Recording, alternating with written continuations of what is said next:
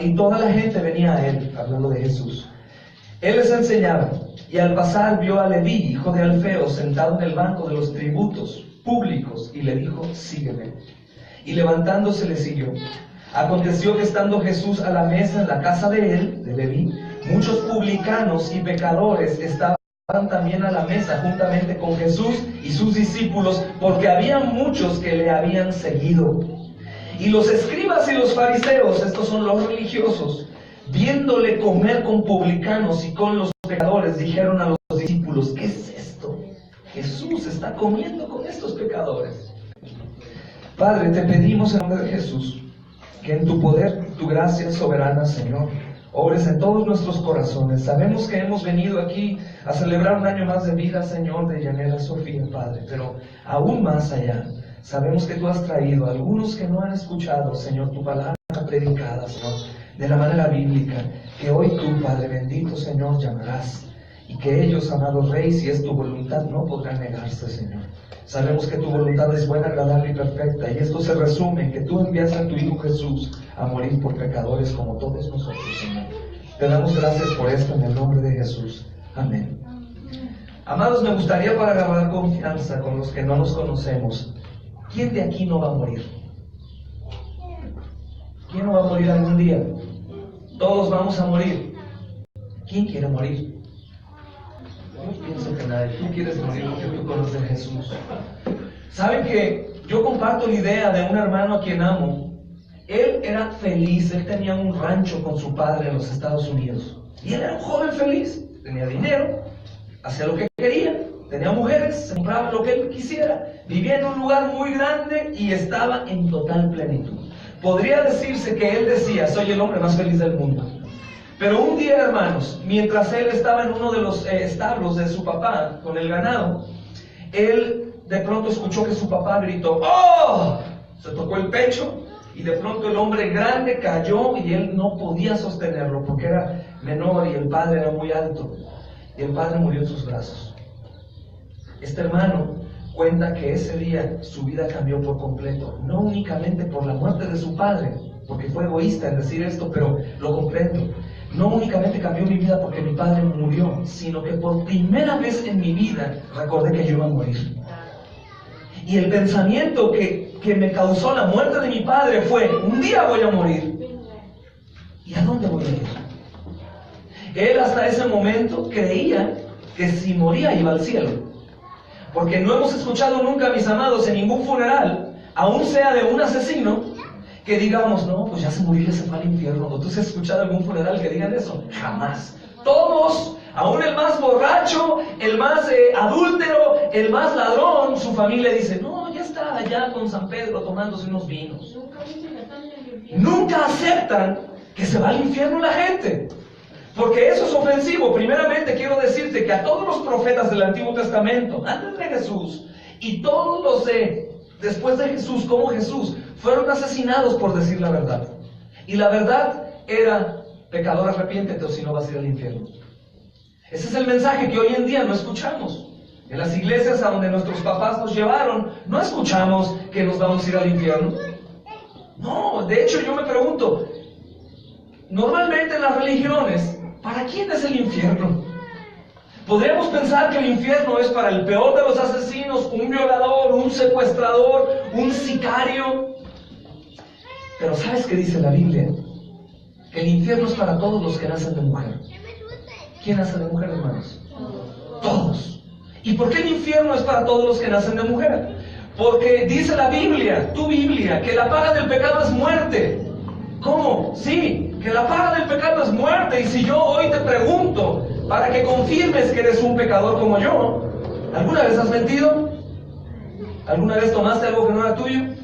¿Alguna vez viste una mujer con deseos pecaminosos o a un hombre? ¿Alguna vez odiaste a alguien? Todos decimos sí, ¿quién no? Hasta tú también, pastor. Yo también. Y si la paga del pecado es muerte, y la muerte en el infierno, ¿quién está liberado del infierno? Es decir, en los funerales de aquellos que no conocen el mensaje de salvación, la verdad debería ser esta: lástima, no conoció el mensaje de salvación, hoy está en el infierno. Pero ¿quién se atreve a decir que algún familiar o alguna persona está en el infierno? Nadie. No que queremos aceptar esa idea porque es muy dura. Queremos mejor pensar en la idea de un invento. ¿Saben cuál es el peor invento que el hombre ha hecho? Decir que hay una aduana llamada purgatorio entre el cielo y el infierno. ¿Sabes que la palabra purgatorio en ninguna Biblia aparece jamás? Que no existe. Que eso fue inventado en el año 1500 aproximadamente por algunos sacerdotes que quisieron hacer un bien pero terminó en un mal. Terriblemente. La Biblia dice que como todos son pecadores, una vez que mueran inmediatamente viene el juicio. Entonces, ¿qué es lo que yo tengo que hacer para poder morir e irme al cielo con el Señor? ¿Acaso tengo que irme de rodillas a entrar a algún templo? ¿O tengo que cargar a algún santo? ¿O tengo que darme golpes y pegarme latigazos? No. No hay ningún sacrificio que el hombre pueda hacer para ganarse el cielo. El único sacrificio válido en el cielo es el del Señor Jesucristo en la cruz del Calvario. La Biblia dice que no es por obras, para que nadie se gloríe, sino es únicamente por gracia, por medio de la fe. Y esto no es don tuyo, sino es don de Dios. Es decir, aún la fe es dada por Dios. De modo que muchos de nosotros en el Dios que creíamos, o algunos de aquí creen, es un Dios falso. Un Dios hecho a la medida tuya, que te conviene, porque es un Dios que te permite llevar una vida pecaminosa sin que haya consecuencia. Y si Dios sabemos que es amor y que es justicia, nos vamos a meter en problemas cuando nosotros solamente abracemos al Dios de amor y no al Dios justo. Cuando hablamos de justicia, hermanos, decimos a un juez. Pero si hablamos que todos los hombres han pecado antes, sabemos que aún un juez puede pecar. Y si somos millonarios, sacamos una paja de $100, hermanos, se la damos al juez y es muy probable que diga: aquí no pasó nada, vete a tu casa. ¿Conocen algún caso de esos? Que algún asesino no esté en cárcel porque hubo a lo mejor un dinero de por medio. Sí, pero el problema es que con Dios no puede suceder eso. Primeramente porque cuando lleguemos delante de Él vamos sin dinero, sin nada. Y el otro problema más grave es que le vamos a decir: Dios, pues está bien, fui una adúltera, un adúltero, o fui un homicida, o un ladrón, o un secuestrador, o simplemente fui un idólatra y me gustaba la brujería y la mentira y la hipocresía. Pero ay Dios, tú eres mi creador, perdóname, échame la mano. Dios va a decir: te amo, hijito, hijita, te amo, pero soy justo y tienes que pagar por tu pecado. Y el pecado no se paga en el cielo, mucho menos en el purgatorio, hermanos, porque no existe. El problema es que el pecado se paga en el infierno, y el infierno no tiene salida. No tiene salida. ¿Por qué estoy platicándote de esto? Porque precisamente la Escritura en esta porción nos habla de un ejemplo similar. Nos presenta al verdadero Dios. El Dios que muchos creen es aquel Dios que únicamente quiere a los buenos. El Dios que normalmente el mundo conoce es el Dios que quiere únicamente a los buenos. Entonces, amados, con todo el respeto del mundo que les tengo, todos somos hipócritas en el templo porque vamos como buenos. Y normalmente vemos el pecado de los demás y nosotros somos buenos. Se persignan, se arrodillan, rezan, todo bien. Aún los cristianos o cualquier otra religión llegan a sus lugares de reunión y llegan como los más santos de todos. Pero detrás de la puerta, lejos de otros creyentes, en tu casa, con la esposa, el esposo, los amigos, somos diferentes. El problema es que podemos engañar a la gente, pero no podemos engañar a Dios. Dios lo ve todo. ¿Ustedes creen que Dios sea omnipotente, es decir, que tiene todo el poder? ¿Ustedes creen que Dios es omnisciente, es decir, que conoce absolutamente todo, lo oculto y lo no oculto? Sí. ¿Ustedes creen que cuando pecamos a oscuras Dios no está ahí viendo? Ese es el Dios verdadero, el que controla todo. Que es tan grande que el mundo es nada, ni un poro en su piel. Dios es tan infinitamente grande que el universo mismo entero está dentro de Él, en la palma de su mano, me atrevería a decir. Entonces, este Dios, hermanos, del que nosotros estamos hablando, es el Dios Hijo. Y el Dios Hijo, estamos viendo desde el capítulo 1, que está haciendo algunos milagros, está enseñando con poder y está desbancando a los religiosos. Los religiosos eran aquellos judíos y fariseos que se vestían con ropas largas, se daban golpes de pecho diciendo que eran santos, y toda la gente les rendía culto cuando ellos llegaban al templo. Llegaban al templo y todos nos poníamos de pie. Los reverenciaban, y lo que ellos decían, la gente lo tenía que creer. Cualquier parecido no es casualidad. Hoy en día seguimos viendo ese tipo de actos, cuando sabemos que el único digno de adoración y de reconocimiento, ¿quién es? Dios. El único. Otros merecen respeto, claro, pero no reverencia y adoración. Entonces, el Señor Jesús dice que después de sanar a un paralítico, después de que un paralítico es introducido por el techo de una casa, los amigos ven que Jesús está ahí sanando gente, entonces cargan la camilla, hacen un boquete en el techo, que el hermano Tony y el pastor Emanuel lo platicaron muy bien. Los techos tenían como adobe y ramas y cosas, entonces tuvieron que picar y destrozar el techo para meter a su amigo que Jesús lo sanara, y lo sanó.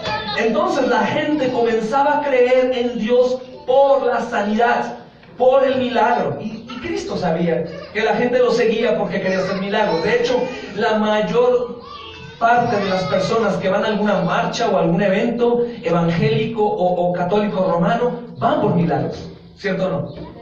Van para pedir milagros. Voy a hacer una manda para que mi hijo sane, voy a hacer esto para que se me quite lo borracho, o sea, siempre es para recibir un milagro. Pero el Señor nos enseñó en el capítulo 2 que Él no vino únicamente a hacer milagros, que Él vino a salvar, haciendo referencia a que el Señor prefiere que tú y yo estemos enfermos pero salvos, porque a fin de cuentas la enfermedad algún día se termina. Cuando mueres. Pero el que no es salvo jamás deja de sufrir, nunca. Imagínate que es nunca, que es nunca jamás. Imagínate que aquí uno se quema en el fuego y se consume y muere, pero que el infierno es un fuego que no te va a terminar de matar jamás. Eso es de lo que el Señor viene hablándonos en Marcos. El que sea, lea su Biblia y vea aquí. En el capítulo 2, versículo 13, después de que sana al paralítico y le perdona los pecados, los religiosos están enojados. ¿Por qué? Porque según ellos el único que podía perdonar pecados era Dios. Estaban en lo cierto. Jesús era Dios. Y Jesús les hizo una pregunta muy tremenda y les dijo: ¿qué crees que es más fácil? Que yo le diga a este paralítico que no camina desde niño, levántate y anda, o tus pecados son perdonados. Ellos sabían que si el paralítico se levantaba y andaba era porque Él era Dios. Y ellos sabían que era mucho más fácil decir: te perdono tus pecados, a levántate paralítico. Y el Señor lo levanta y le perdona los pecados. Confirma que es Dios. Los fariseos aceptaban gente únicamente buena. Supuestamente eran buenos. Supuestamente ellos eran aprobados. Hoy hemos visto muchos casos, no todos, de algunos sacerdotes que violan niños y que hacen cosas horribles. Todos aquí han escuchado una noticia de ese tipo. Pero ellos no te dicen: soy un violador y soy un pecador. Ninguno creo que nos atrevemos a pararnos en un lugar público y decir: ¿qué creen? Soy el peor pecador de todos. No aceptamos nuestro mal. Normalmente vemos el de los demás. Estos fariseos decían que eran perfectos, que ellos obedecían la ley de Dios y eran los únicos que podían enseñar a la gente cómo ser salvos. Pero, oh problema, Jesucristo llega y se presenta. Después de que volvió a salir del mar, toda la gente venía a Él. Y no venían para recibir la palabra como te la doy yo. Venían para ser sanados. Sus familias, algunos milagros, ciegos, leprosos. No se acercaban por lo hermoso que era Jesús, ni por lo bonito que predicaba, porque realmente la predicación de Jesús era un choque, un golpe. Recuerden que Jesús no era el Jesús: todo bien, amados hermanos, bonito. No, Él llegó a hacer cosas muy tremendas, hermanos. Entrar al templo, volcar mesas, azotar un látigo y sacar a los cambistas, a los que vendían y hacían comercio en el templo, como hoy en día es muy normal ver eso. Jesús llegó y azotó y los sacó fuera. Jesús tenía un carácter perfecto porque no era pecador. Él, cuando se enojaba y hacía esas cosas, se enojaba sin pecado. Era perfecto. Él llega y de pronto a uno de los que está sentados ahí, que es Leví, hijo de Alfeo, dice la Escritura, le dice: sígueme.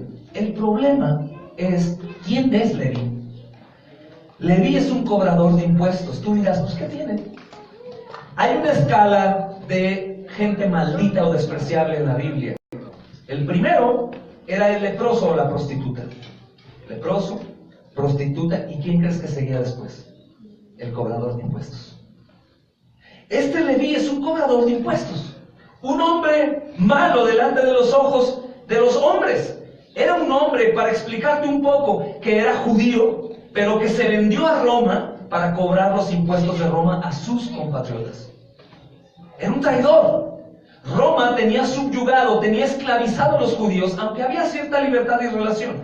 Y tenían a un rey, a un gobernador que era Herodes. Todos han escuchado a Herodes, aquel que ordenó la matanza de los niños menores de 2 años. ¿Recuerdan en la Biblia o la historia? Pues este hombre, aunque era un gobernante de los judíos, estaba por abajo del gobierno de Roma. Roma no era creyente. Roma era un imperio que tenía poder en todo el mundo y tenía gobierno en ese lugar en donde los judíos estaban, donde nace Jesús. Entonces, este cobrador de impuestos Leví era un judío, oprimido por Roma, pero que trabajaba para Roma. ¿Cómo le podríamos llamar hoy en día aún así? Traidor, ¿no? Es un traidor, oye. Es un hombre que es de los nuestros y se fue con los enemigos, oye. Y aún está aquí. Entonces, este publicano, que es un cobrador de impuestos publicano, era un hombre que era odiado por la gente. Entonces los fariseos tenían al publicano como desprecio. De hecho, acercarte a un publicano para otra cosa que no fuera para pagar tus impuestos, te maldecían. Entonces, ¿por quién era apoyada esta idea? Por los religiosos, los sacerdotes religiosos. Ellos te veían con un publicano y te decían, ¿qué estás haciendo con este publicano? De la misma manera que te dirían, ¿qué haces con esta prostituta o con este leproso? Imagínate qué grado tan grave. Pero resulta que el Señor Jesucristo le llama y le dice, sígueme. Imagínate a los religiosos que dicen únicamente buenos, únicamente limpios, únicamente aquellos que obedecen la ley. Y de pronto Jesús viene a obedecer la ley, pero de la manera perfecta, porque quiero decirte que Jesús es quien hizo la ley. Jesús es la palabra viva. La palabra viva. Juan 1 dice, en el principio era el verbo era con Dios y el verbo era Dios. Y algunas traducciones dicen, el principio era la palabra era con Dios y la palabra era Dios. Dice el versículo 14 del capítulo 1 de Juan, y la palabra se encarnó y habitó entre nosotros. Jesús es la palabra. Los fariseos perdieron el lugar, se fueron a otro lado y comenzaron a enseñar cosas que a ellos les convenían. Entonces cuando ven que Jesús, hermanos, está invitando al fariseo a seguirlo, se pone de punta la cosa ahí. ¿Qué está? Este cuate que dice que es profeta, que dice que es un hombre de Dios. La gente está hablando que es un hombre de Dios, aunque hasta este momento Jesús no decía soy el Hijo de Dios. Pero la gente sabía que había poder y veían que enseñaba con autoridad. Y para acabar de rematar la herida en los religiosos, de pronto Jesús está cenando en la casa de Leví con otros cobradores de impuestos y más pecadores. Los religiosos lo ven y dicen a los discípulos de Jesús, ¿y este es el que sigues? ¿Está comiendo con pecadores? ¿Está comiendo con publicanos, cobradores de impuestos? ¿Tú crees que este es alguien importante, por así decirlo? ¿Alguien de Dios? Si fuera de Dios, no estaría con esta gentuza. Pero el Señor, hermanos, nos da una enseñanza increíble. Dice el versículo 16, y los escribas y los fariseos, viéndole comer con los publicanos y con los pecadores, dijeron a los discípulos, ¿qué es esto? ¿Qué es esto? ¿Qué está haciendo aquí Jesús con ellos? Se imaginaban que si era el Hijo de Dios tenía que comer con ellos, con los buenos. Buenos no hay ninguno. Dice el versículo 17, al oír esto Jesús les dijo, los sanos no tienen necesidad de médico. ¡Wow! ¡Qué belleza! Sino los enfermos. No he venido a llamar a justos, sino he venido a llamar a pecadores. ¿Qué estaba diciendo el Señor? Hasta ese momento los religiosos únicamente aceptaban a aquellos que se golpeaban el pecho y decían que amaban a Dios. Pero que atrás del velo, hermanos, o detrás de su casa, ellos eran distintos y eran más pecadores que cualquier otro. El Señor Jesucristo jamás en la Escritura, Dios enseñó que no iba a dar acceso a pecadores. De hecho, su pueblo, Israel, en la Biblia, en el Antiguo Testamento, era un pueblo pecador. Un pueblo pecador. Todos pecaban, fornicaban, se emborrachaban, tenían mujeres en mayoreo y Dios los perdonaba. Dios llamaba siempre, desde siempre, a pecadores al arrepentimiento, no a buenos. ¿Y sabes qué es lo hermoso de esta enseñanza? Que si todos hemos asistido a la idea de que vamos a morir, todos aquí, y si todos sabemos que algún día vamos a estar delante de un juez justo que no va a aceptar mordida, como llamamos aquí en México, y si sabemos que Dios nos ama, pero es justo y nos va a enviar al lugar que merecemos, esta es la mejor oportunidad de tu vida. Si te estoy presentando que Leví es un publicano, cobrador de impuestos, que está en la escala de los malditos, en tercer lugar. El peor, como una prostituta y un leproso. En ese entonces no era ahora. De hecho, hay muchos que abrazan la prostitución como algo que está muy de moda y muy bien. Se gana muy bien. En aquel entonces era algo sumamente pecaminoso. Sigue siendo igual, pero era visto sumamente peor. Entonces, si nosotros escuchamos este mensaje y todos aquí hoy, por la gracia de Dios, confesamos: soy un pecador, aquí está tu salvación. En saber que el Señor Jesucristo viene por enfermos y no por sanos. El problema, ¿cuál puede ser este día? Que alguien diga: yo no necesito, yo no estoy tan mal. Ay, sí me emborracho, sí miento, sí hago esto, el otro, pero no soy acá como el vecino que está allá afuera. El problema que Gálatas 5 nos da una lista de pecados y una sentencia final espantosa. Mira que dice la carta a los Gálatas, capítulo 5, versículo a partir del 20. Dice, 19. Y manifiestas son las obras de la carne. Cuando hablas de la carne, hablas del ser humano, normal, todos nosotros, antes de Cristo. Dice, manifiestas son las obras de la carne. ¿Cuáles son esos pecados? A ver, dime. Adulterio. Adulterio no únicamente es tener el gusto por alguien más, sino el simple hecho de verlo. El Señor Jesucristo dijo: si ves a una persona con tentación, mejor sácate tu ojo. Eso es adulterio. Y creo que todos aquí hemos cometido adulterio alguna vez. Algunos defendiendo que es que la creación de Dios es muy bonita, pero todos han hecho. Fornicación es toda relación pecaminosa aún dentro del matrimonio. Es decir, cuando estamos casados tenemos relaciones íntimas, pero nos vamos más allá, como si no fuera mi esposa o mi esposo, sino como que brincamos la barda. Fornicación también, eso se le llama. No únicamente son los vecinos. Dice inmundicia, lascivia es los pecados que entran por los ojos. Son un montón de pecados que entran ahí. Idolatría. Ojo, los católicos romanos piensan que lo único que ofendemos es que tienen algunas imágenes. No. Un idólatra también puede ser un cristiano que no tiene imágenes, pero que idolatra a su esposa o a su esposo o a sus hijos o su dinero, su negocio por arriba de Dios. Es un idólatra también. Mas sin embargo también adorar imágenes. Dice Éxodo 20 que todo aquel que se postra ante imágenes y adora recibe maldición de Dios hasta la tercera y cuarta generación. Lástima, muchos no saben porque así nos enseñaron, pero está condenado en la Biblia de una manera espantosa, porque dice: soy un Dios celoso, únicamente quiero que me adores a mí. Eso dice Dios. Pero no es únicamente para los que tienen imágenes, sino para todos aquellos que tienen a alguien por encima de Dios. Y eso es muy visto en el mundo. Dice hechicerías. Hay algunos aquí que pueden pasar un huevito o leer el tarot y creer en la suerte. Eso es hechicería. Otra cosa es enemistades. Fíjate qué tremendo. Enemistades. ¿Quién de aquí no se ha enemistado? Pleitos, celos, ira, contiendas, disensiones, herejías, envidias, homicidios, borracheras, orgías y cosas semejantes a estas, por las cuales les he dicho antes, dice aquí, los que practican estas cosas no heredan el reino de Dios. Podríamos decir: Señor, pues entonces ¿quién lo va a heredar? Está bien, no fornico, no hago hechicería, no mato a nadie, pero sí envidio, soy celoso, soy iracundo. ¿Qué voy a hacer? Todos son pecadores. Entonces, si esta escritura me dice que todos absolutamente son pecadores porque todos han cortado una flor de este jardín, ¿qué es lo que vamos a hacer? Si nosotros somos unos pecadores aquí, tolerados hasta el momento, y vemos que Leví era un cobrador de impuestos en la tercera escala del peor de los peores, y Jesús me invita a seguirlo, quiere decir que también te invita a ti y a mí a seguirlo. ¿Y qué tengo que hacer? Seguirlo. Y obviamente no voy a seguir a alguien en el que no creo. Voy a creer que Jesús fue enviado para librar al hombre de su pecado. ¿Cuáles hombres? Todos. ¿Y a qué tipo de pecado recibe? Leví el tercero en la escala de maldición. Peor que un asesino, amados. Leproso, prostituta, cobrador de impuestos. Es decir, que si tú y yo somos grandísimos pecadores, hoy recibimos la invitación de perdón. Hoy podemos escuchar la voz de Dios en su escritura que nos dice: sígueme.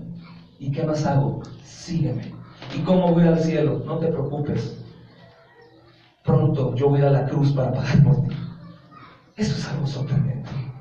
Sorprendente. Por eso los cristianos aborrecemos que se predique la salvación por obras. Oh, mira, Ramsés, ¿qué tengo que hacer para decirte que vayas al cielo? Cállate con unas monedas. Echa limosna ahí. Y entre más limosna eches, más segura tienes tu salvación. O ¿sabes qué? Aviéntate caminando de aquí a Ciudad Guzmán y así tú ya pagaste tus pecados. O ¿sabes qué? Mira, ve con los pobres y dales de comer, y con los ancianos y cúbrelos, y te vas al cielo. Esa es una mentira del diablo. Porque ninguna buena obra que nosotros podamos hacer nos da al cielo, amados. ¿Cuántas obras tendríamos que hacer diario? Porque diario pecamos. Entonces, ¿qué tengo que hacer? Creer que Jesucristo vino a morir en la cruz del Calvario para salvarte a ti, pecador, y a mí, pecador. ¿Y qué tengo que hacer? Creer. ¡Ah, qué fácil! Entonces nada más creo y ya. Bueno, te recuerdo que el Señor, el Hijo de Dios, el soberano inmortal, murió en la cruz como hombre por salvación tuya y mía. ¡Qué fácil! El Hijo de Dios vino a la tierra y murió por ti. ¿Es fácil eso? ¿Es fácil que un Dios visite su creación y se vista de hombre, siendo eterno, y padezca hambre? Nació de María, sin partera, sin ayuda, sin anestesia. Se cortó el cordón umbilical. María, su madre, sufrió, lo cubrió con su mismo manto. Estaban en un pesebre. Amados, ¿eso no es sufrimiento? Claro. ¿Qué necesidad tenía Jesús de sufrir? Salvarte a ti y a mí. ¿Cómo? Por su sacrificio. Entonces, si es tan fácil, pues vamos a seguir pecando. Al cabo, Jesús murió. Una persona que ha entendido que el Hijo de Dios vino a llamar a pecadores y no a justos, no continúa pecando. Es imposible. Sí, cayendo en pecado, porque vamos a continuar pecando, pero no haciéndolo de la misma manera. Fíjense qué enseñanza tan hermosa. Ya voy a terminar. Leví era un cobrador de impuestos sumamente maldecido y odiado por la gente, pero Jesús lo llama, se sienta con él, y ese mismo día otros muchos cobradores de impuestos también siguen a Jesús. ¿Siguieron cobrando impuestos? No. Leví dejó de ser Leví, se convirtió en Mateo. ¿Y sabes quién es Mateo? El que escribió el Evangelio de Mateo, amados. Un cobrador de impuestos peor que un asesino, considerado como peor que un asesino. Llamó a Jesús y Jesús no le dijo, pues mira, da limosna, vete hincado, carga el mono, esto. No, sígueme. Y ya. Y el Señor en su poder lo transformó por su gracia y lo hizo un evangelista que escribió el Evangelio y murió como mártir. ¿Sabes qué es mártir? Morir por Jesús. Como están haciendo muchos hermanos cristianos en todo el mundo, China, África, la India, hoy los están matando por predicar lo que yo te predico a ti.